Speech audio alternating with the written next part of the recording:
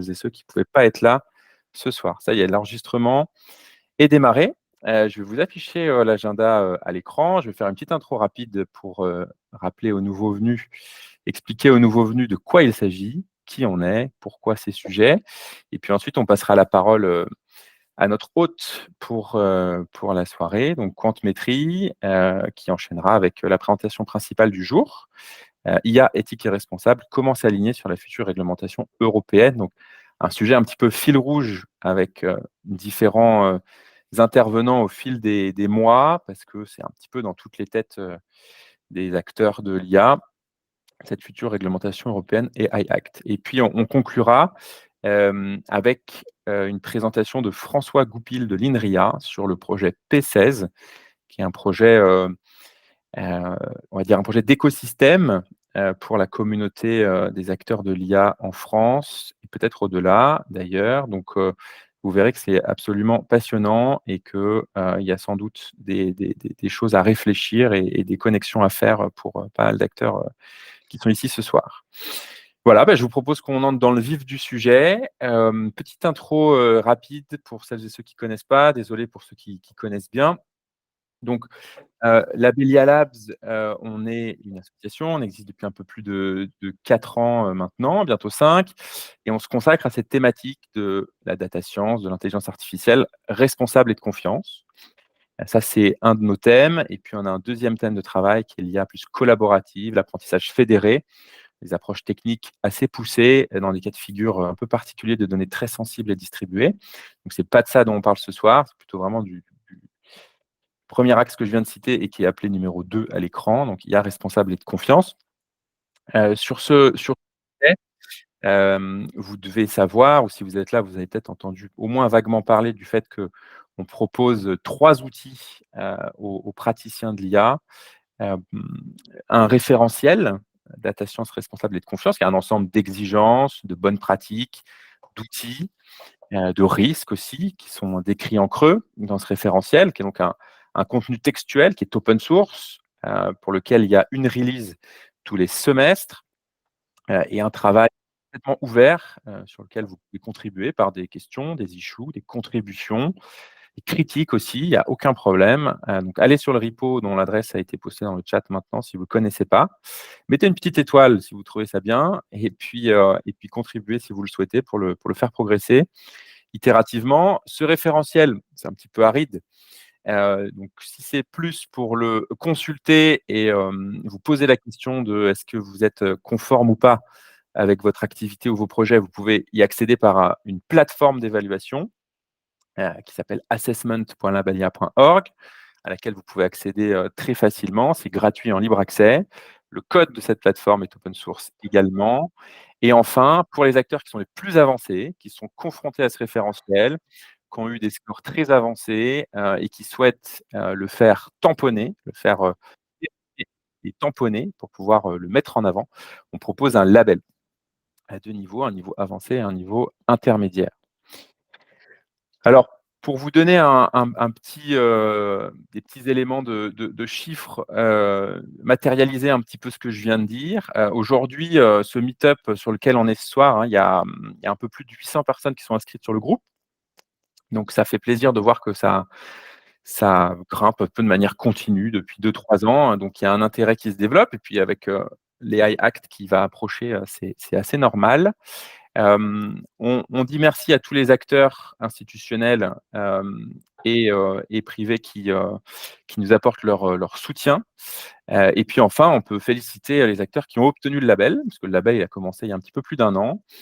Donc, au niveau avancé, Actionnable et Maïf, qui ont été labellisés, au 1er semestre 2022. Au niveau intermédiaire, Artefact et Apricity, qu'on félicite chaleureusement et puis c'est l'occasion de donner, la nouvelle un petit peu en primeur.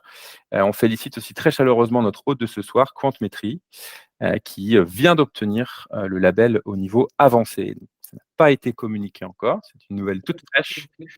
On a la primeur ce soir. Bravo à vous, l'équipe, Quantemétrie. Vous avez passé haut la main, les audits et vérifications du label, donc on est très, très content de vous décerner le label pour 2 ans.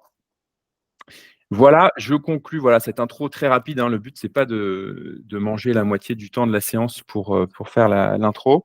Le meet-up est co-organisé avec Data for Good, avec lesquels on a toujours eu des liens assez développés et on vous encourage tous à aller regarder la prochaine saison de projet que Data for Good et tous les data scientists bénévoles de Data for Good vont s'employer à aider, une communauté que vous pouvez rejoindre pour développer votre expérience et votre impact. Et puis enfin, d'aller vous connecter un petit peu à nos comptes en ligne sur GitHub et LinkedIn si vous voulez suivre un peu les activités, les nouvelles du référentiel, de la plateforme d'assessment, du label, nos interventions dans diverses tables rondes et conférences, etc. Voilà pour la petite intro et la petite pub. Si vous avez des questions, posez-les dans le chat. On essaiera de les répondre soit discrètement par écrit pendant les présentations, soit si ça a le mérite de les reformuler à l'oral et de les traiter en séance. Je vais passer la parole à Grégoire ou ses collègues de Quantimétrie qui veulent prendre la parole pour nous faire une petite introduction en tant qu'hôte et puis ensuite prendre la main pour la présentation principale. Je laisse la parole à Jérémy, notre PDG. Bonjour à tous, vous allez bien? Écoutez, quelques mots d'introduction pour vous remercier d'être venus et pour vous dire qu'on est extrêmement heureux de vous accueillir chez Quantimétrie. Quelques mots aussi de clin d'œil pour vous dire que je suis content de voir Grégoire en cravate. Et ça me fait plaisir parce qu'après l'avoir porté pendant 12 ans, tous les jours de ma vie, j'ai enfin convaincu quelqu'un de porter la cravate. Écoutez, quelques mots peut-être sur l'IA de confiance. On vit une séquence particulière parce que c'est en train de rentrer dans le monde réglementaire. On sait qu'il y a un certain nombre de sociétés qui veulent se mettre en conformité. Il y a des organismes de certification qui sont en train de s'installer. Et donc, c'est l'occasion aussi de saluer déjà la simple existence du label IA et de faire en sorte que ce label existe et promeut de bonne façon de mettre en avant l'IA de confiance. Et c'est aussi l'occasion de les remercier d'avoir fait ce travail d'audit du travail de Quantimétrie et de nous avoir donné cette certification. Donc, on va évidemment être très responsable et très respectueux de ce que ça veut dire et faire en sorte de promouvoir l'IA de confiance chez Quantimétrie, chez nos clients, chez Capgemini, mais aussi le label Labelia et l'importance de l'IA de confiance pour tous. Le truc qui est quand même essentiel dans cette affaire, c'est que c'est pas parce que la séquence est importante que la thématique est importante. La séquence est importante parce que ça va créer du business et voilà, faut pas se mentir, on est des consultants, on est des acteurs du monde capitaliste, du monde économique et on ne peut pas travailler si jamais il n'y a pas de réalité économique. La chose, elle est importante bien au-delà de la séquence qu'on vit. Elle est importante parce que je crois que quand on est spécialiste des chiffres, on a une tendance à très vouloir capable rapidement de pouvoir faire ce qu'on veut avec les chiffres. C'est facile contre quelqu'un qui ne comprend pas les chiffres, qui n'a pas passé de temps sur les chiffres, ou qui ne sait pas quels sont les basiques des biais qu'on peut voir quand on manipule les chiffres, de lui faire dire, de lui faire croire un peu ce qu'on veut. Et ce risque, cette propension à faire commettre des erreurs par les autres, c'est un enjeu que j'ai senti très tôt chez Quantimétrie et j'ai recruté chez Quantimétrie des personnes qui avaient envie de sentir comme moi. Et c'est vrai qu'on a eu la chance tout au long de l'histoire de Quantimétrie d'avoir été accompagné par des personnalités qui ont voulu matérialiser ces thématiques-là dans des thématiques philosophiques, dans des thématiques éthiques, dans des thématiques scientifiques. Alors, je me souviens d'anciens de chez Quantimétrie, je vais en citer deux parce que pour moi, ils ont très fortement fait grandir Quantimétrie à cette époque. C'est Issam Ibn Hussein et Jean-Mathieu Schretzer qui avaient très tôt initié ce genre d'initiative. Puis aujourd'hui, voilà, on a des gens comme Grégoire, on a des gens comme Olivier, Nicolas, puis on a la partie R&D avec Nicolas Brunel, on a Damien, Kelvin, on a Lucas, voilà, on a plein de gens qui font du responsible AI et qui font ce genre de projet-là autour d'une meilleure compréhension de comment les algorithmes fonctionnent pour faire en sorte que des non-experts de ces algorithmes, que ce soit des non-experts co-créateurs ou utilisateurs, ne soient pas dépassés par les technologies, par la donnée et ne se retrouvent pas à prendre des décisions qui sont mauvaises pour eux ou mauvaises pour leur entourage ou décisions qui sont voilà, pas dans leur intérêt. Bien évidemment, il y aura aussi des simples sujets de certification pour les outils qui vont être vendus. Et je pense que c'était important de rappeler que cette notion d'éthique a été centrale et que je vous invite, au-delà de la séquence qu'on vit, de faire en sorte de vous interroger sur cette notion-là de valeur et de faire en sorte que on fasse des métiers dont on est fier et qui soient pleins de valeur et qui permettent d'améliorer le monde parce que justement, on a mis une dimension non économique dans quelque chose qui était à nos yeux très important. Voilà, je vous souhaite un excellent meet-up. Putain, j'ai un petit applaudissement. Un excellent meet-up. Merci à vous. Vous serez toujours les bienvenus chez Compétri pour prendre un café, pour faire des meet-ups, pour candidater, pour travailler avec nous, pour devenir nos clients, pour faire des partenariats, pour faire de la R&D. Voilà, on est un lieu d'accueil, donc passez un excellent moment. Et bonne soirée à tous. Merci.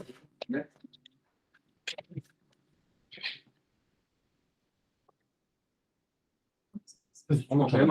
D'accord, on enchaîne. Alors, vous devriez voir l'écran. Il faut que tu partages aussi sur le Alors, Google Meet. et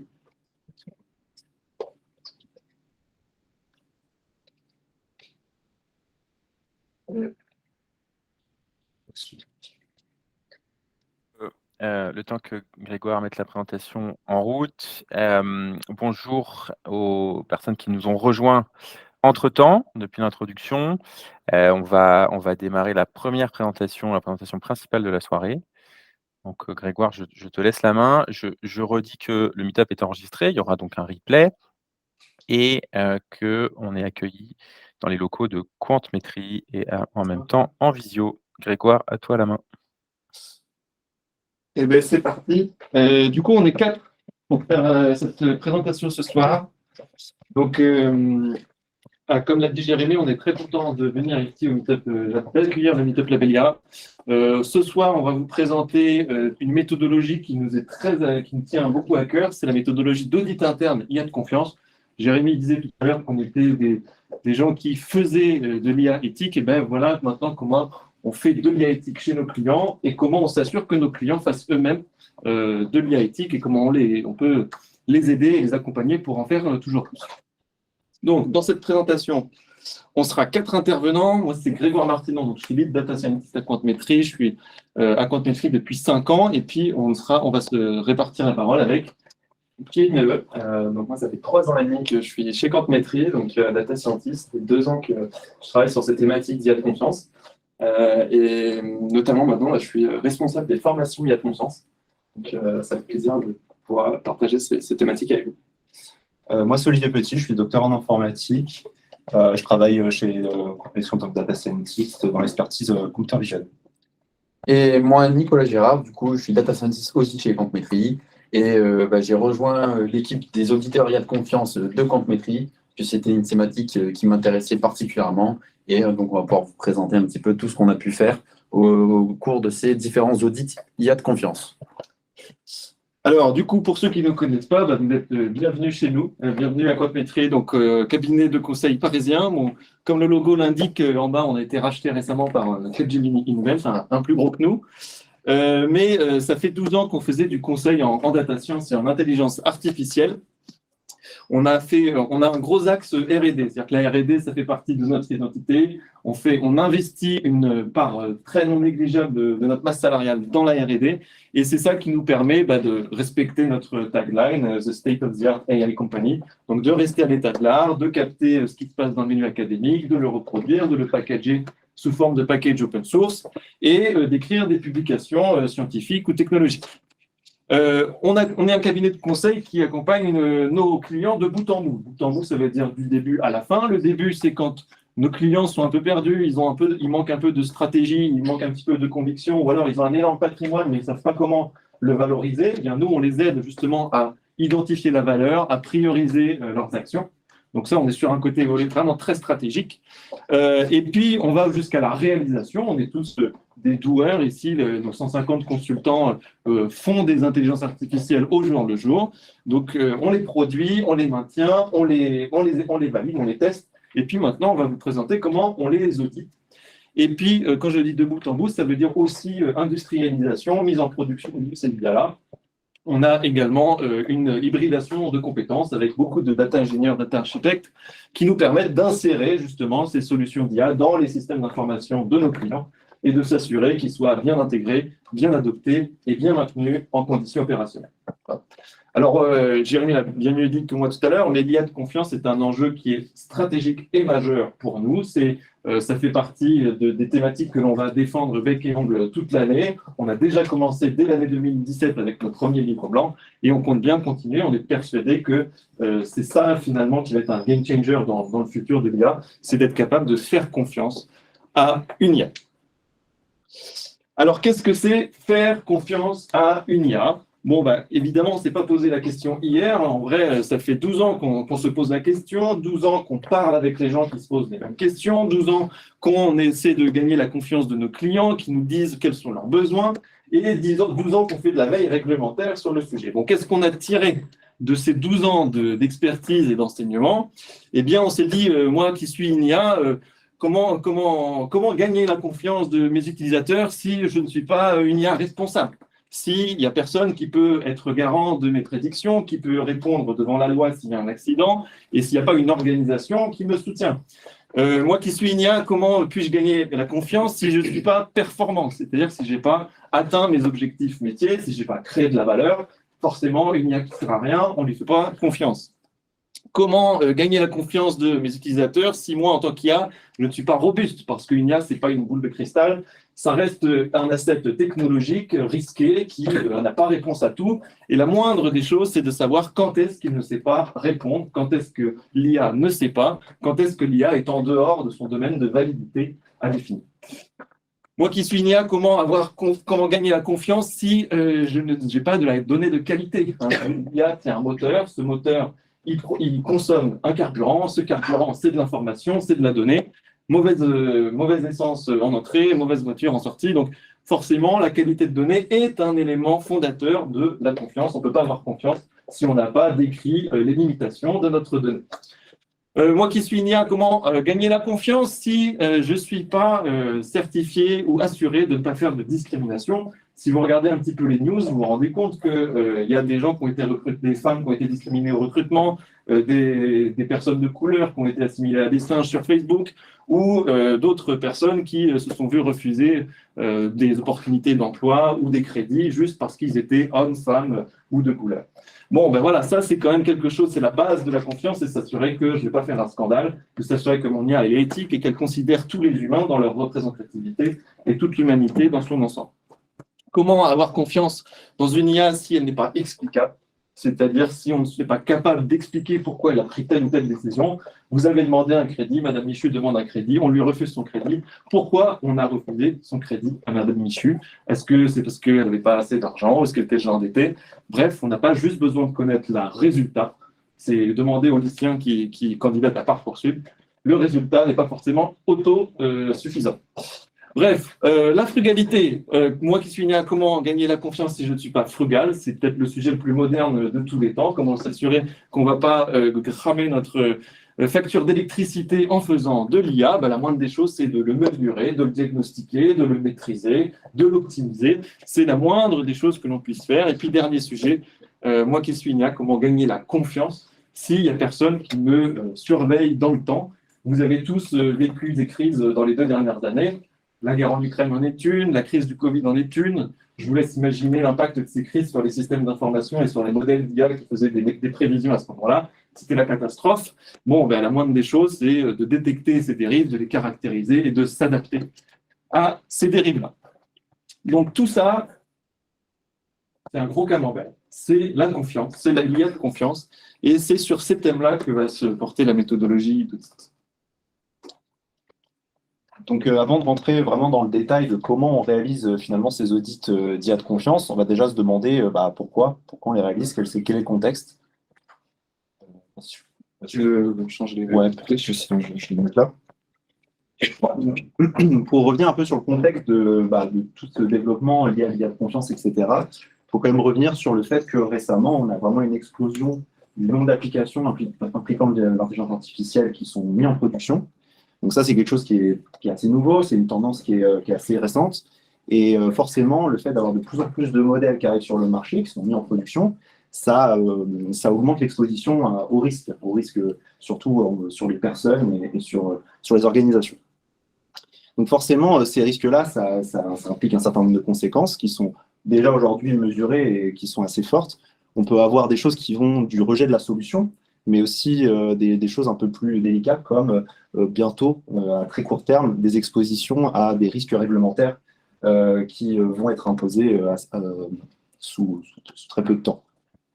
Donc, quand on parle de risques réglementaires, on va rapidement venir sur le sujet de l'EIA Act, qui est un texte aujourd'hui qui a pour but et comme ambition de venir ajouter un cadre réglementaire sur le développement de modèles d'intelligence artificielle et surtout sur leur déploiement et leur utilisation. Donc c'est un texte qui est à portée européenne. On peut voir les deux grands objectifs de ce texte qui vont être d'assurer et de préserver surtout les personnes et leurs droits fondamentaux. Mais aussi on va avoir un autre volet comme objectif qui va être de permettre aux acteurs européens de gagner en compétitivité face aux autres acteurs. Ça va être principalement face aux acteurs internationaux comme américains, chinois, etc.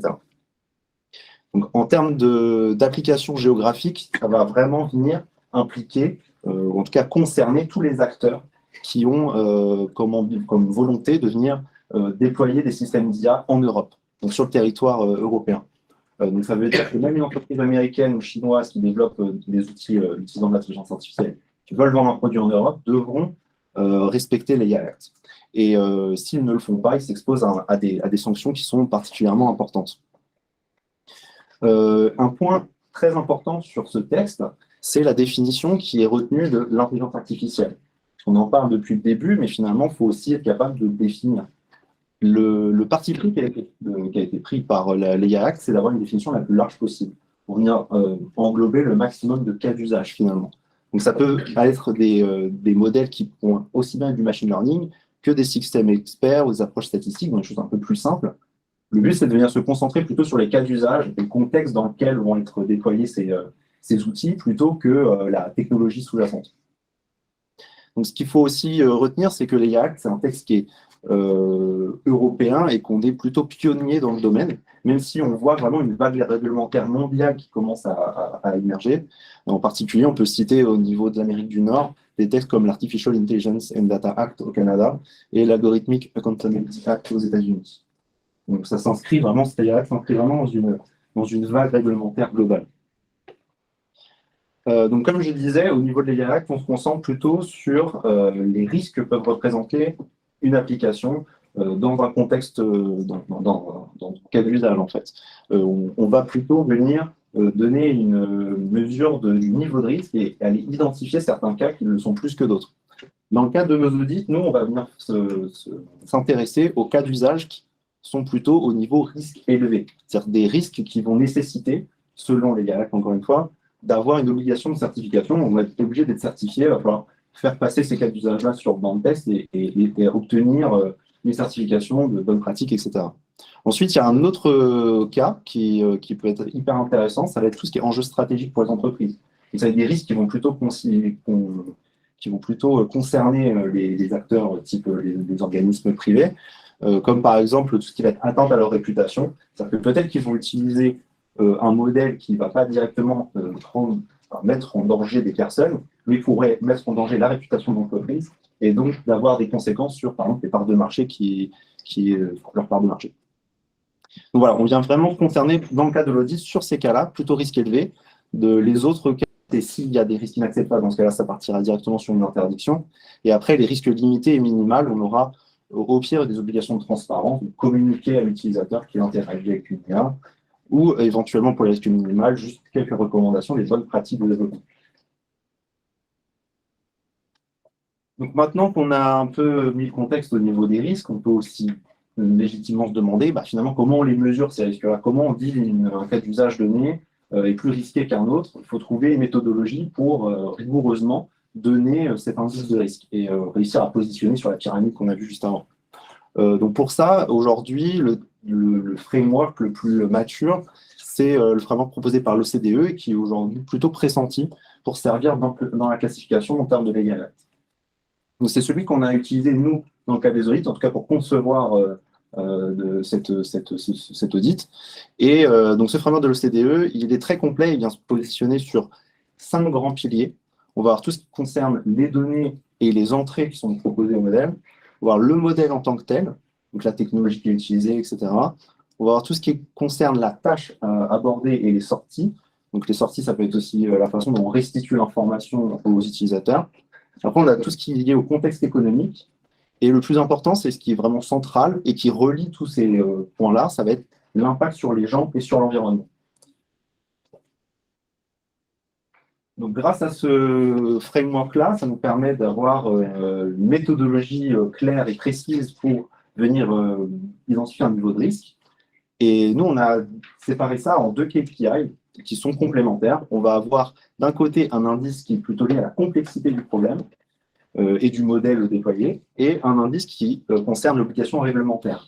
Donc l'obligation réglementaire, ça fait plus référence à la pyramide que je présentais juste avant, c'est-à-dire à quel niveau on se positionne, est-ce qu'il y aura obligation de certification ou non, quelles sont les recommandations qu'il faudra donner, etc.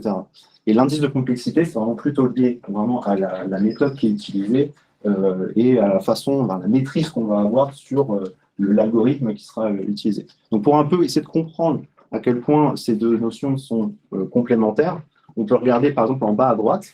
Donc ici, il y a des exemples qui sont mis, hein. C'est juste des exemples. En bas à droite, si on considère un algorithme d'apprentissage par renforcement déployé dans le cadre d'un image jeu vidéo, on voit assez naturellement que le contexte est peu risqué.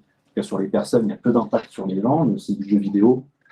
Par contre, l'algorithme utilisé est extrêmement complexe, donc on a assez peu de maîtrise dessus.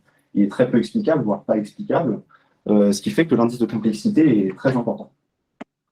A contrario, si on regarde en haut à gauche, le cas d'une régression linéaire qui serait implantée dans un pacemaker, assez naturellement, encore une fois, on voit que l'impact sur les personnes va être extrêmement fort. Donc, on va avoir une obligation de certification. On ne pourra pas faire n'importe quoi quand on déploie ce type de modèle. Ça a un impact très fort sur les gens.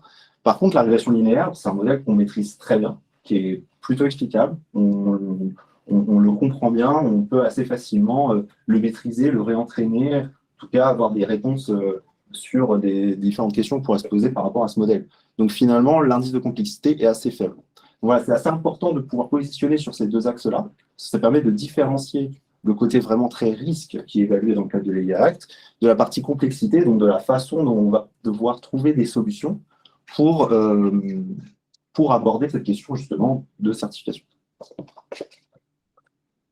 Donc, une fois qu'on a bien catégorisé le risque de notre IA, du coup, on va rentrer vraiment dans le dur, comment on réalise ces audits internes. On va vous présenter justement notre démarche. Donc en fait, l'audit interne IA de confiance, ça se rapproche beaucoup en fait avec l'audit label IA que on a. Donc le processus de labellisation de label IA. On va se retrouver avec 4 étapes majeures, avec du coup une partie donc des audités, des auditeurs et des instances de gouvernance. La première étape, ça va être la prise de connaissance, parce que les audités, du coup, les équipes projet, les product owners, les data scientists connaissent très bien le projet, mais les auditeurs ne le connaissent pas, ils arrivent un peu en terrain inconnu. Et donc, du coup, pour rentrer en terrain inconnu et connaître, pour rentrer vraiment en profondeur dans le cas d'usage, ils vont devoir faire connaissance, prendre connaissance du sujet, et également les instances de gouvernance qui sont là au début du process et à la fin, on le verra à la fin, pour s'assurer que voilà, ce process est bien établi, qu'on a les bonnes personnes, les bonnes personnes côté projet et les bonnes personnes côté volontaire. La deuxième étape, c'est l'auto-évaluation assistée. Parce que les auditeurs, du coup, ils vont vérifier des points de contrôle donc avec les audités. Donc les audités vont prendre connaissance de certains points de contrôle et ils vont attester si oui ou non ils ont réalisé ces points de contrôle. Et après, ils vont fournir des preuves, parce que c'est pas tout de dire qu'on a bien fait les choses, il faut pouvoir le prouver avec de la documentation, avec du code, avec des PowerPoint, des choses comme ça. Et du coup, pourquoi assister? Parce que les auditeurs du coup, vont les aider, parce que c'est pas forcément des choses vraiment très simples. Et vu que nous, en tout cas, je vais vous montrer 2 exemples de points de contrôle, on va quand même beaucoup dans le détail, et donc du coup, on préfère justement aider les auditeurs à remplir cette auto-évaluation, plutôt qu'ils soient totalement autonomes et qu'il y ait un peu plein d'allers-retours le temps de l'auto-évaluation. Après, on a la partie compilation des preuves. Une fois que les audités se sont auto-évalués, ils vont compiler les preuves, donc regarder dans leur documentation, côté du code aussi, pour récupérer toutes les preuves nécessaires à prouver tous les points de contrôle, donc du coup qu'ils attestent qu'ils ont bien validé. Et après, dans la dernière étape, les auditeurs du coup, vont récupérer ces preuves-ci, vont analyser toutes les preuves, et après vont pouvoir restituer l'audit et dire, pour les points de contrôle qui ont été validés, en tout cas pensés validés par les audités, vont pouvoir valider, attester, oui, non, ces points de contrôle sont validés ou invalidés si les preuves sont insuffisantes. Et on retrouve l'instance de gouvernance à la fin qui va prendre connaissance de la restitution de l'audit et également d'un plan de remédiation. Parce qu'à la fin, quand nous, on délivre l'audit, l'objectif aussi, c'est d'aider nos clients pour aller plus loin et pour améliorer justement leur projet IA. Et donc, du coup, c'est de prendre connaissance de ce plan de remédiation et après, d'allouer le budget nécessaire pour effectuer ce plan de remédiation et améliorer le cas d'usage. Donc ici, je vais vous montrer donc, 2 étapes, la partie auto-évaluation assistée et une restitution de preuves et d'analyse d'audit. Première chose, c'est du coup au niveau des points de contrôle. Je parlais des points de contrôle, qu'est-ce que c'est? Ici, je vais vous montrer 2 exemples. Au niveau des différentes, comment les différents points de contrôle sont répartis, on va retrouver des points de contrôle par thème. Donc les thèmes, ce sont les 8 thématiques que Grégoire vous a présentées. La phase, c'est la phase projet, parce que nous, dans notre audit, on a 100 points de contrôle sur toutes les thématiques, sur toutes les phases projet. Donc forcément, 100 points de contrôle, c'est beaucoup. C'est beaucoup, et du coup, on les a répartis par phase projet, donc à l'idéation du cas d'usage, à la conception et dans la partie production, pour pouvoir justement pouvoir commencer cette phase d'audit dès l'idéation, même avant de concevoir le modèle, pour éviter d'avoir énormément de points de contrôle. Donc ici, pour l'exemple, je vais vous montrer un exemple en explicabilité dans la phase de cadrage. Et donc l'action ici, ça va être vraiment une action très, très, très précise. Ici, on va demander s'ils ont, donc l'équipe projet a documenté l'ensemble des acteurs types présentant un besoin d'explicabilité du modèle, ainsi que les questions qu'ils se posent le concernant. Donc en preuve attendue, on va aider les audités en leur disant que voilà, ce qu'on attend pour valider ce point de contrôle, c'est une liste d'acteurs types ayant besoin d'explicabilité, ainsi qu'une liste de questions qu'ils se posent concernant les prédictions du modèle. Pendant l'auto-évaluation, les audités vont pouvoir, par exemple ici, dire voilà, on l'a fait, le lien de la preuve est dans tel lien, telle présentation PowerPoint, et une fois que les auditeurs ont en main cette preuve-ci, ils vont pouvoir valider, par exemple ici, et attester que effectivement ce point de contrôle est bien validé, et donc du coup le cas d'usage est bien conforme. Pour la deuxième exemple, donc c'est dans la partie frugalité, dans la phase de production. Donc là, on va par exemple vouloir mesurer l'impact environnemental des entraînements de modèles et aussi la mise en œuvre des actions de réduction de l'impact environnemental induit par les entraînements, espèce de paramètres. Je vous passe les détails. Pour les preuves attendues, de la même manière, ici, ça va être de la documentation sur la fréquence, la volumétrie, la profondeur historique, chaque cycle de réentraînement, de rafraîchissement. Et l'auto-évaluation, de la même manière, les auditeurs pourront dire, voilà, on l'a fait, voici les preuves. Et donc ça arrive, les auditeurs pourront dire, la documentation est incomplète ou ne répond pas au point de contrôle, et donc du coup, les auditeurs pourront mettre un non validé, documentation incomplète, d'autres informations, éventuellement faire des allers-retours avec les équipes projet pour leur poser des questions justement par rapport à ça et pourquoi cette action est non validée. Donc ici, c'est dans la deuxième phase, donc c'est l'auto-évaluation assistée au niveau des points de contrôle. Ici, je vais vous montrer par rapport à la toute fin, la restitution. Une fois qu'on a effectué tous ces points de contrôle et que les preuves ont été remises aux auditeurs, ils vont restituer leur audit. Donc on va avoir un graphe polaire comme ceci avec les 8 thématiques. Et la première chose qu'on va voir, c'est l'auto-évaluation. Donc ça, c'est avant l'analyse des preuves, c'est ce que disent les équipes projet. Ils vont dire qu'on est à 50% et on a, à travers ce graphe, d'un point de vue, c'est vraiment d'un point de vue métré, donc on aura le nombre d'actions qu'ils disent avoir réalisées. Après, on arrive à la deuxième phase qui est la partie conformité, une fois que les auditeurs ont récupéré une preuve et attestent, oui, non, les preuves ont été suffisantes pour attester les actions. La troisième chose, c'est le plan de remédiation. Parce que forcément, on a ici, par exemple, une conformité de 34%. On va fournir 10 actions très concrètes et priorisées pour justement améliorer ce score. Et en fait, ce sont les premières actions, en tout cas, que nous, on voyait chez nos clients pour les aider à augmenter ce score-ci et améliorer justement la confiance qu'ils pourraient avoir dans leur modèle. Et la dernière chose, parce qu'on a parlé d'AI Act, donc forcément, ils veulent savoir également, par rapport à la prochaine réglementation, et comment ils se situent. Forcément, comment ils se situent. Au niveau du nombre d'actions, enfin, du point de contrôle à valider, c'est aux alentours des 85-90%. Et donc, du coup, on leur montre aussi les différentes étapes qu'il faut pour arriver justement à être certifié, ou en tout cas être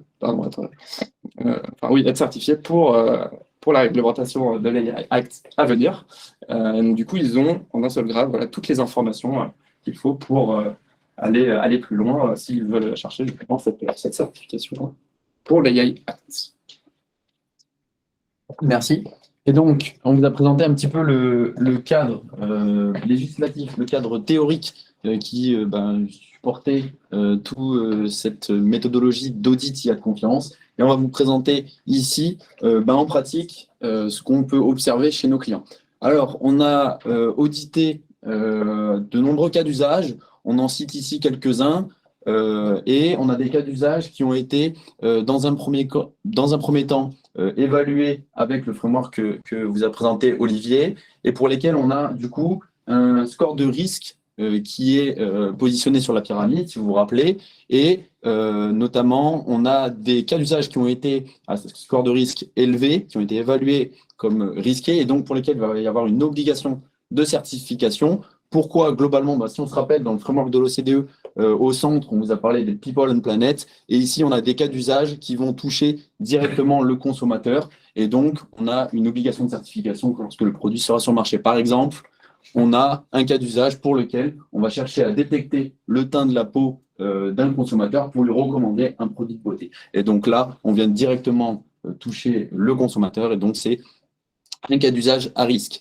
On a des cas d'usage qui ne sont pas à risque, qu'on a tout de même audité pour accompagner le client dans un souci d'une amélioration permanente et pour donner les bonnes pratiques de l'IA éthique et responsable. Et on a des cas d'usage qui ne sont pas risqués, comme par exemple remplacer des produits issus de la pétrochimie par des produits qui sont plus respectueux de l'environnement. Et là, on ne va pas directement impacter le consommateur, et donc on est dans aucune obligation réglementaire.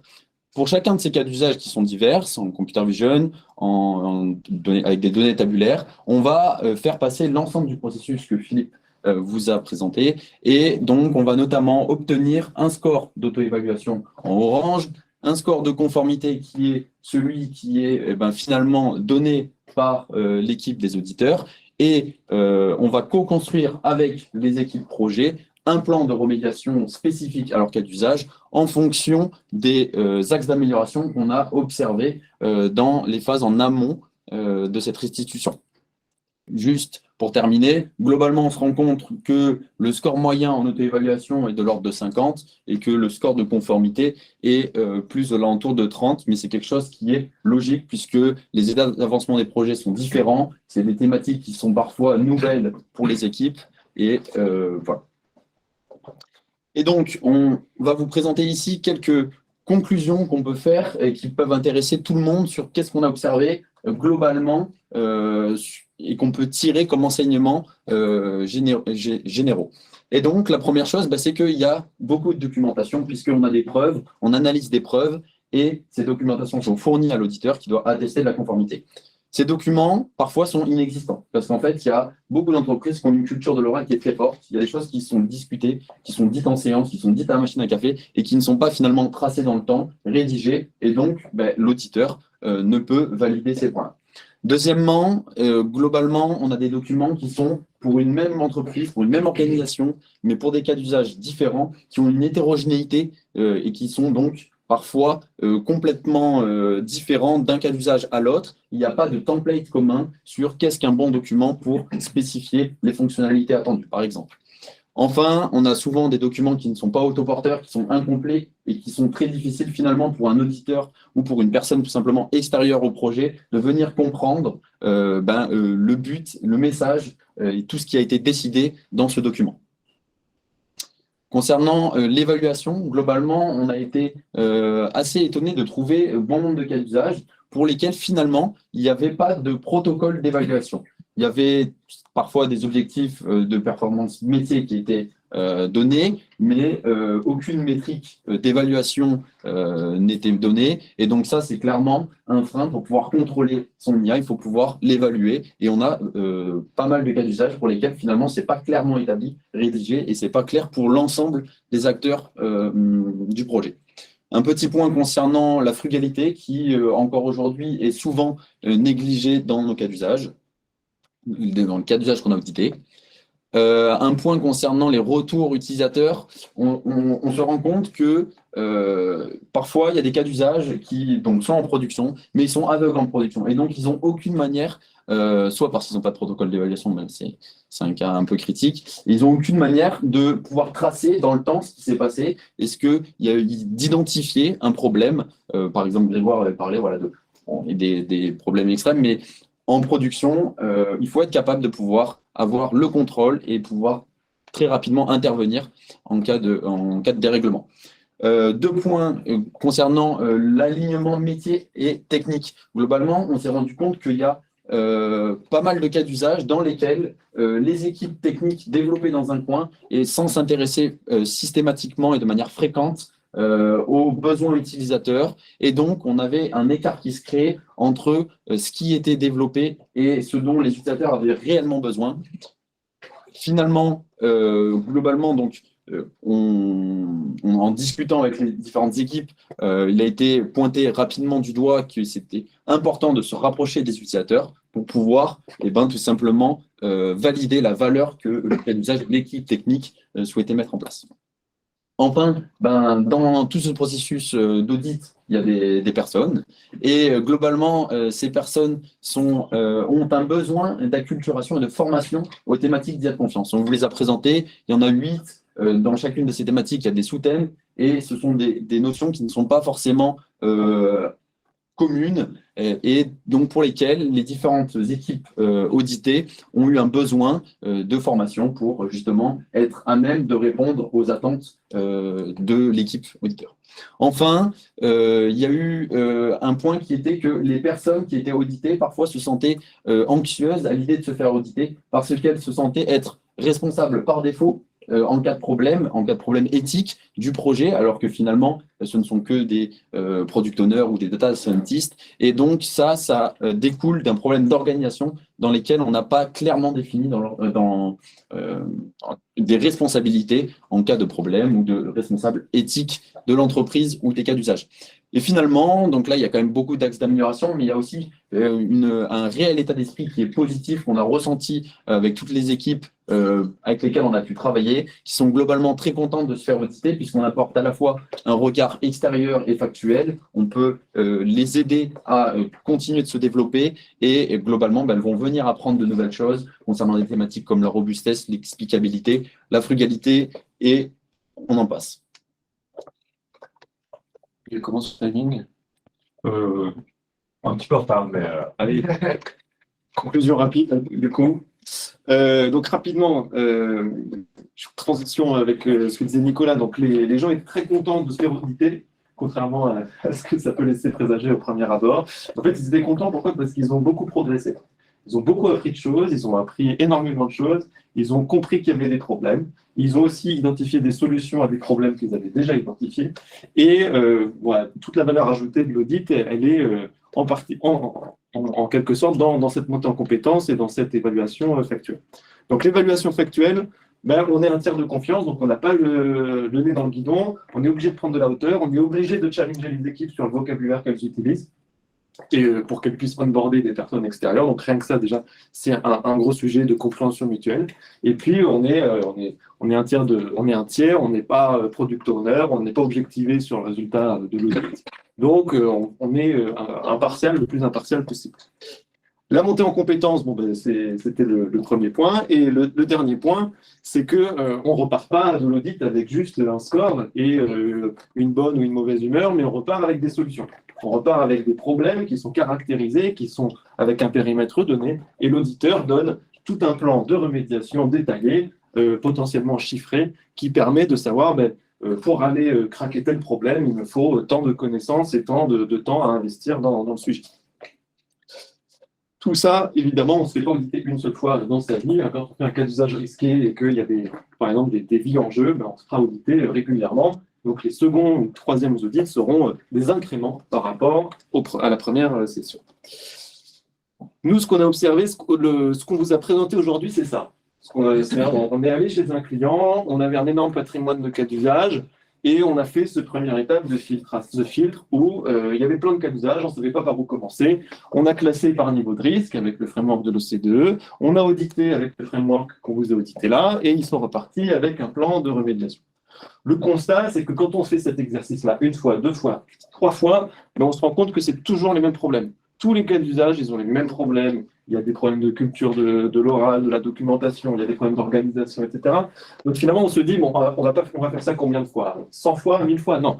En fait, on va régler le problème à la source. Et régler le problème à la source, ça veut dire régler le problème de l'organisation. Donc souvent, on arrive à une feuille de route organisationnelle qui est une IA éthique par nature ou by design, dans laquelle il va y avoir des processus qui vont se mettre en place et des processus qui gravitent autour de la notion de confiance, de responsabilité, de transparence, etc. etc. Donc pour vous montrer que, et puis un processus, c'est bête, mais en gros, c'est des gens qui sont objectivés dessus, donc des responsables, des comités, mais aussi des compétences, et puis des outils. Bref, finalement, quand on fait la somme de tout ce dont on a besoin pour faire de l'IA ethics by design, ben, on arrive à ce constat-là, c'est que finalement, quand vous partez de rien, ben, vous allez avoir une grosse session de rattrapage. Vos 100 cas d'usage en production qui ne sont pas encore monitorés, ben, va peut-être falloir les regarder d'un petit peu plus près. Donc, c'est ce qu'on vous a décrit aujourd'hui. Mais en fait, à la base, c'est encore mieux de s'appuyer sur une stratégie. C'est quoi la confiance? C'est quoi l'éthique pour une grosse boîte qui vend des cosmétiques ou qui fait du service télécom? Bon, c'est quoi l'équité? C'est quoi la non-discrimination dans ce cadre-là? C'est des réflexions qu'il faut avoir en amont et qui vont aiguiller les audits. Et puis, il va falloir faire une transition de phase. Cette transition, c'est que passer de « je suis en train de mettre des petits pansements sur des pneus un peu dégonflés » jusqu'à « je vais en fait remettre un coup de peinture sur la totalité de mon organisation et faire en sorte qu'elle soit de bonne qualité dès le départ et qu'il n'y ait aucune possibilité de dépasser ». Donc, il va falloir comprendre quelle est l'organisation de base, parce qu'on ne va pas faire table rase du passé et dire « ah non, vous recommencez de zéro ». Non, il faut partir ici, on va faire une injection de petits KPI, de processus supplémentaires ou de mindset pour définir des processus cibles et toute une logique d'audit interne qui soit régulière et qui soit suivie dans le temps. Évidemment, tout ça, ça ne se fait pas en un claquement de doigts. Il faut des compétences, il faut de l'acculturation, il faut que les gens comprennent que c'est un enjeu. Et donc, tout ça passe en parallèle par une acculturation des décideurs, des managers, mais aussi des équipes qui développent les IA. Si demain, je vous dis, calculez-moi des incertitudes sur vos prédictions, bon, bah, il y a un petit delta de compétences à franchir et ça fait partie des grands chantiers sur lesquels le point de maîtrise travaille aussi. Voilà, donc, merci à tous pour votre attention. On a peut-être dépassé le timing, j'espère, de moins d'1 heure. Et si vous avez des questions, eh bien, n'hésitez pas. On serait ravis d'y répondre maintenant ou autour d'un petit cocktail tout à l'heure.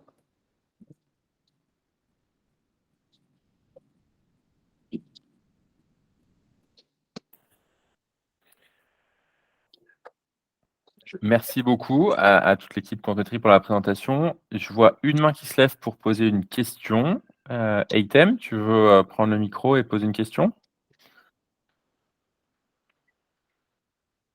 Ou si ça ne marche pas.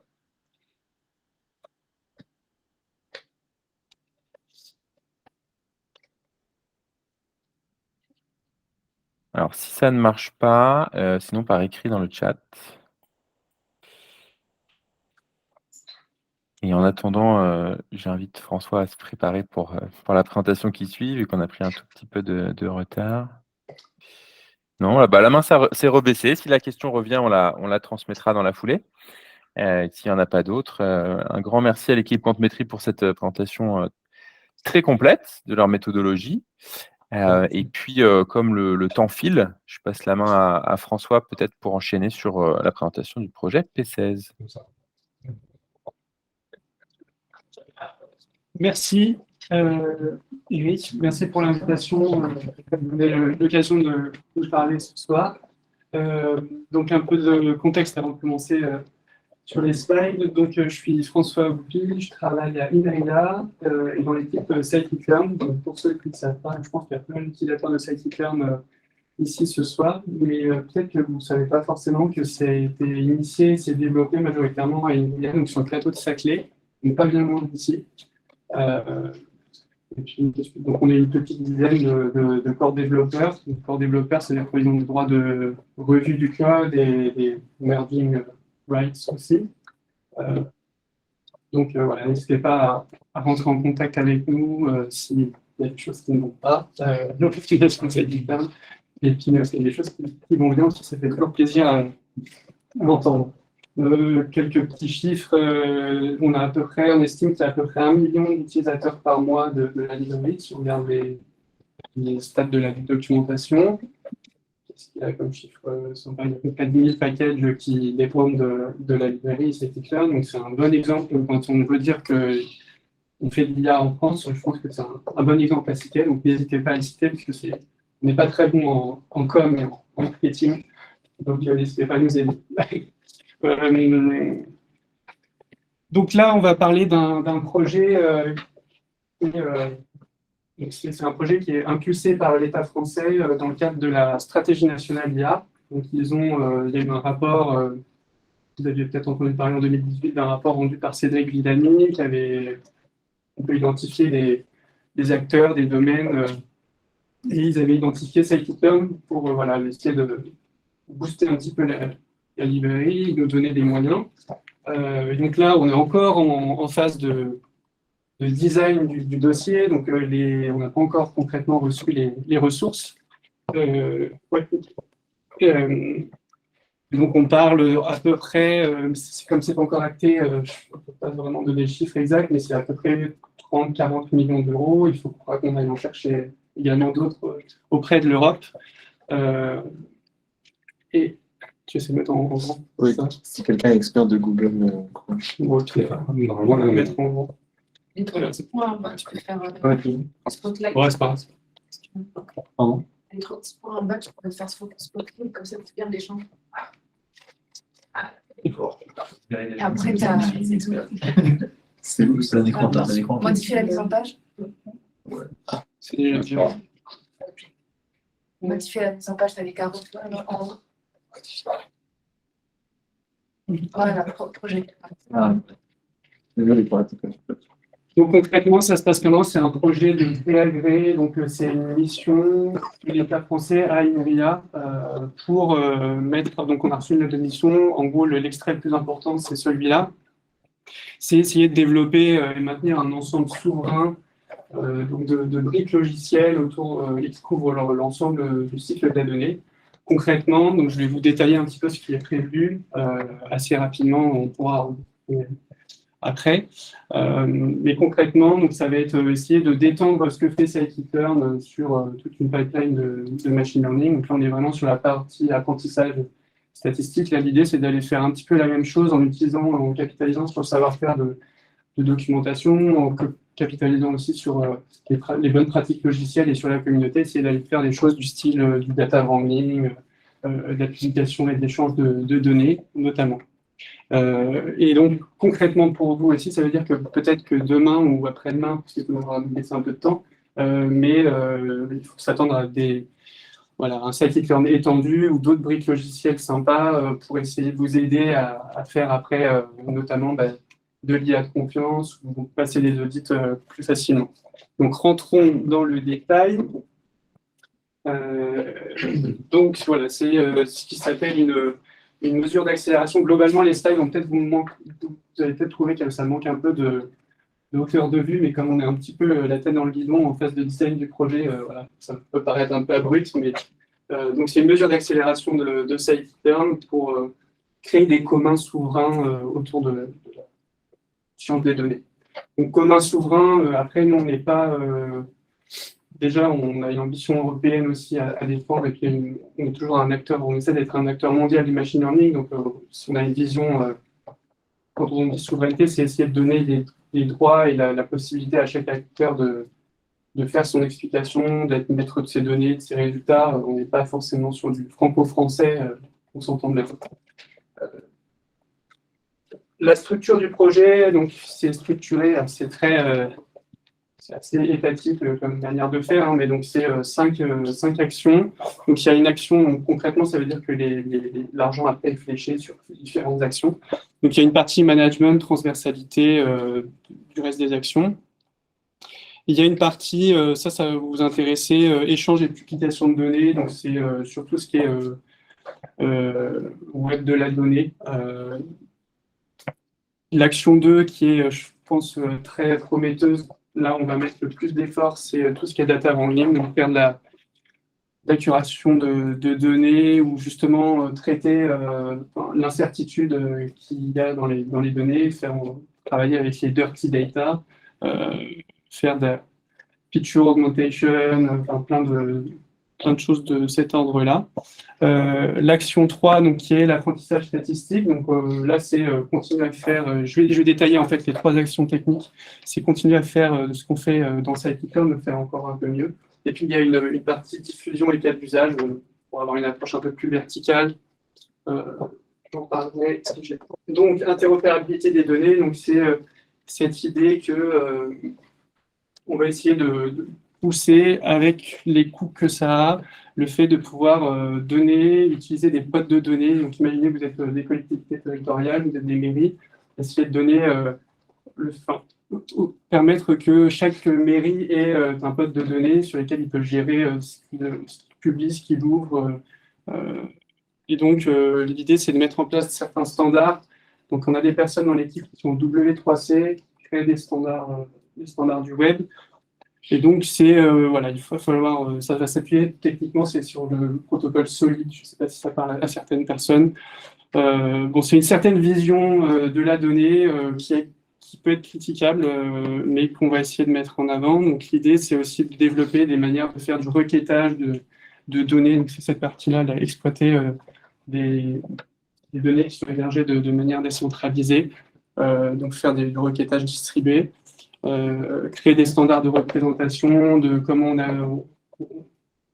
on publie son ontologie, comment on la met à jour également. C'est une vision assez ontologique. La deuxième partie, donc tout ce qui est data wrangling, donc on a une partie intégration. Donc cette idée, je le disais, on va essayer de représenter l'incertitude, et que l'incertitude c'est pas forcément mal. Donc c'est comment on travaille avec les missing values, missing data, tout ça. Donc, c'est vectorisation des données, essayer de faire en sorte qu'on puisse facilement vectoriser différents types de données pour qu'après on puisse utiliser plus tard scikit-learn. On travaille pas mal avec les données vectorisées. Et cette partie-là va pas mal s'appuyer sur un package qu'on développe actuellement qui s'appelle Dirty Cat, pour des Dirty Categories. Et il y a peut-être, si vous l'avez déjà utilisé, il y a un super vectorizer par exemple. Donc c'est essayer de pousser ça et de faire en sorte que tout, bien sûr, soit facilement compatible avec scikit-learn. Faire plus de visualisation de données, des connecteurs avec par exemple du DBpedia, du Diago, des choses comme ça pour essayer de faire augmenter vos features ou créer des features assez facilement. Et puis donc j'accélère. Process statistique, ça c'est booster scikit-learn, donc faire plus de performance, donc faire en sorte que ça tourne sur du GPU. En ce moment on travaille avec Nvidia, on travaille avec Intel pour faire en sorte que ça tourne possiblement sur GPU. Faire du calcul hors mémoire, du calcul multimachine de manière plus facile. Ici on a parlé beaucoup d'explicabilité aujourd'hui, mais donc c'est faire en sorte par exemple qu'il y ait des nouvelles méthodes. Il y a par exemple Mean Decreasing Impurity pour des arbres de décision qui vont être implémentés. Il y a tout ce qui est faire permutation importance quand on fait de la cross-validation. Enfin, on a plein de petites idées comme ça de choses qui pourraient essayer de faciliter après les étapes justement qui vous attendent et qui ont été présentées précédemment. Mettre le paquet sur tout ce qui est MLOps mise en production, parce qu'on n'est pas très bon là-dessus. Donc, on veut facilement être compatible avec du MLflow, du Flink, du DVT. On va essayer de pousser là-dessus.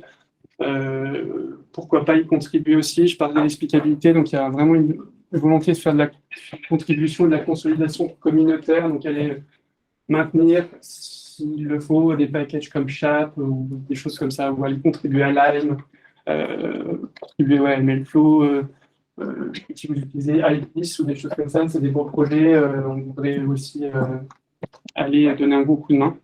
Et puis donc continuer à mettre en avant l'état de l'art du machine learning, faire de la doc, de la formation. Voilà. L'approche verticale, c'est que c'est une demande aussi de l'État, c'est de descendre certaines verticales. On a identifié notamment la santé, puis tout ce qui est industrie 4.0.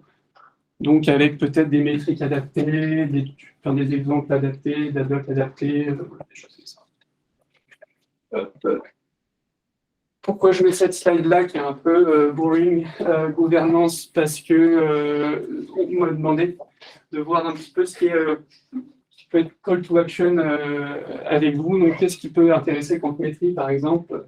En fait, il va y avoir un club des partenaires ici.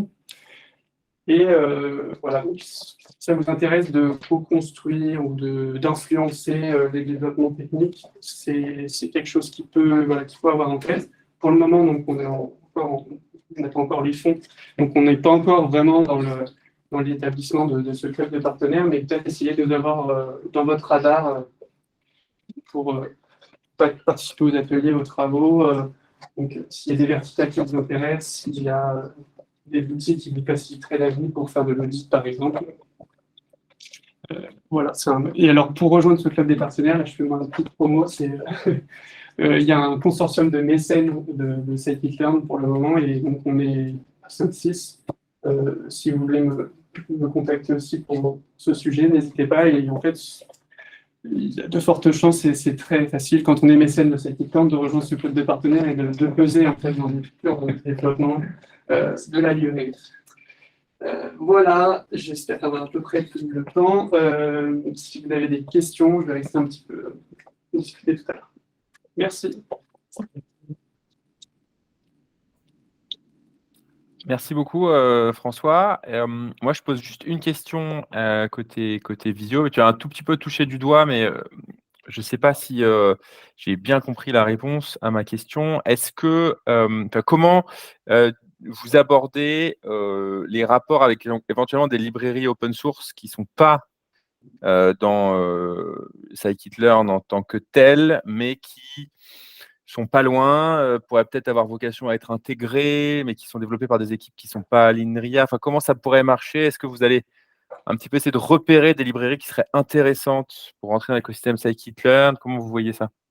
Ouais, bonne question. Alors, encore une fois, je vais peut-être souvent répondre ça, mais il faut nous donner peut-être du temps pour avoir une réponse tranchée. Ça sera au cas par cas. Par contre, effectivement, on a déjà, par exemple, on a eu une réunion avec Grégoire, par exemple, dans la réunion, on a discuté de MAPI, qui est un package parce qu'on a envie d'améliorer ce qu'on fait en termes d'intervalle de confiance lorsqu'on fait des prédictions. Et donc, il y a ce package de Conformal Predictions qui nous intéresse beaucoup, qui est dans Scikit-learn Country, mais qui n'est pas donc dans le core package, et donc qui n'est pas maintenu par nous et qui n'est pas encore, qui n'a pas peut-être la visibilité qu'il pourrait avoir s'il était dans le package principal. Alors, sur des packages qui sont dans Scikit-learn Country, par exemple, et puis avec des acteurs comme Quantmetry, voilà, il faut qu'on discute, il y a du bon potentiel. Après, pour d'autres, par exemple, je sais que Labellia, vous avez labellisé la Maïf, ils ont un package Chapache, donc qui est aussi dans cet univers de l'explicabilité, qui est bien documenté. Je trouve que c'est un beau package. Là, pareil, on pourrait peut-être discuter. Globalement, tous les développements techniques qu'on a prévu de faire, on ne va pas réinventer la roue. Enfin, s'il y a quelque chose qui existe déjà, pourquoi pas voilà, l'intégrer. Après, à chaque fois, quand on intègre quelque chose, c'est un effort de maintenance qui est quand même vraiment gros et bon, il faut pas qu'on tire toutes nos cartouches trop vite, donc il faut quand même voilà, discuter et puis voilà, ça dépend. Mais si c'est aligné avec notre roadmap et qu'il y a des choses qui sont faites et en plus de ça qui sont faites en France, voilà, faut discuter. C'est possible. Ok, ça marche. Merci. En termes de data wrangling, justement, chez Quantmetry, on développe un paquet de open source qui s'appelle Colmat Ok. et qui fait de l'imputation de données. Ok. Donc, voilà, le petit frère de Mapi. Ouais, pourquoi pas. Alors, on a, donc, à Inuia, on est dans une équipe de recherche qui s'appelle SODA, Social Data, et on a des gens qui sont, pour leur sujet de recherche, c'est aussi ce qui est l'imputation de données, donc n'hésite, tu connais, ok. Ouais, ok, ouais. Donc, n'hésite pas voilà, aussi à passer par ce canal-là. Voilà. Je pense qu'on peut s'inspirer mutuellement des trucs qu'on développe utile et puis vice-versa. Voilà. Ouais, c'est vrai qu'il faut anticiper, j'imagine, avant de se rendre compte, avant de tout au pacto à la fin. Oui. C'est clair, c'est clair. Il y a d'autres questions? Une autre question, est-ce que dans le cadre de ce projet, en plus de réaliser le projet par les équipes de l'INRIA, il y a une logique que l'INRIA, sur un certain nombre de sujets, refasse un appel à projet en cascade pour sélectionner des prestataires, contributeurs ou entreprises qui feraient des bouts de ce qui serait les différents objectifs? Ça, je pense pas. Je pense que la réponse est non. Enfin, déjà, donc, c'est vrai que c'est pas un appel à projet, c'est pas. En tout cas, ce programme PCS, tu parlais effectivement de la vocation de ce programme à faire écosystème en introduction tout à l'heure. C'est vrai, mais c'est quand même une mesure d'accélération, tu vois, d'un package qui s'appelle Scikit-learn pour le moment. Et donc, les ressources, c'est pareil, hein, ça va vite. On estime ça va être une équipe d'une centaine de personnes. Bon, donc par contre, il faut qu'on aille chercher des fonds européens. Alors, la plupart du temps, il faut monter des consortiums si on va sur des projets H20 ou des choses comme ça. Et là, pourquoi pas en fait faire. Ce ne serait pas nous qui ferions l'appel à projet, mais au moins peut-être candidater des appels à projet ensemble ou des choses comme ça. Peut-être. Je pense pas on n'a pas vocation après à nous faire l'appel à projet. Je crois. Ça marche. Une question. Pour les sources de financement, donc il y a l'argent public, il y a potentiellement les partenaires qui mettraient un peu, Ouais. mais tout ça, c'est pas. Est-ce qu'il y aurait aussi des sources de financement liées à de la commercialisation d'une certaine partie pour auto-entretenir et pas uniquement dépendre des fonds publics? Alors, c'est une question, parce que c'est un truc que je n'ai pas dit. Et effectivement, donc l'une des volontés, c'est un financement sur 5 ans, et l'une des demandes, c'est de créer un modèle autoporteur. Et donc, oui, il faut aussi qu'on fasse. Donc, ces briques-là que je vous ai présentées, ça va être des briques open source gratuites. Mais oui, il va falloir aussi qu'on développe une activité qu'il faut. Alors, il ne faut pas qu'elle soit concurrentielle. L'argent public n'a pas vocation à détruire des acteurs existants. Mais donc, on est en phase justement de réflexion sur ce que pourrait être une offre de produits ou de services ou un panache des deux pour faire vivre tout ça à horizon 5 ans. Donc, il y aura effectivement. Il faut qu'on aille chercher de l'argent européen, qu'on aille aussi chercher de l'argent privé. Et dans cet argent privé-là, c'est certainement, je pense, ce sera plus vertueux, la vente d'un produit ou de service. Vous avez déjà des idées de. Ouais, alors après, c'est vraiment. Ça pourrait être. C'est peut-être encore un peu tôt, mais voilà. Donc, ça peut être un service managé dans le cloud, des choses comme ça, ou faire du on-premise qui soit payant après un service. Ça peut être de la formation, du support de deuxième niveau, du développement à façon, plein d'idées, ou la certification du data science test, ou des trucs comme ça, ça peut être. Peut-être que ça sera plusieurs choses. On verra. Merci.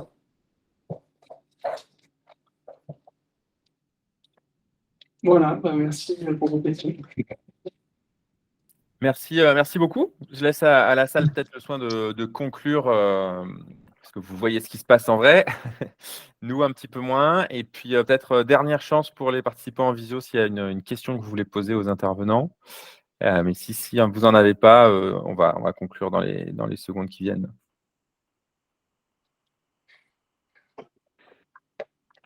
Clément et Grégoire, je vous repasse la main pour conclure sur place.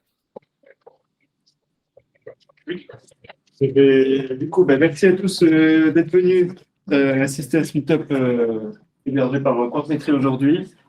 Donc à distance, vous n'en profiterez pas, mais si vous restez encore quelques minutes, il y a de quoi se sustenter, de quoi se remplir, de quoi se nourrir le cerveau et le ventre dans cette salle, puisque vous avez des boissons et de la nourriture. Et puis l'objectif aussi, c'est qu'on puisse un peu discuter pour parler des thématiques qui ont été abordées ce soir à ce meet-up. Donc merci encore Eric et Clément pour l'organisation sans faille. Et voilà, bonne fin de soirée. Merci à tous les présentateurs et à Quantmetry pour l'accueil. À très bientôt.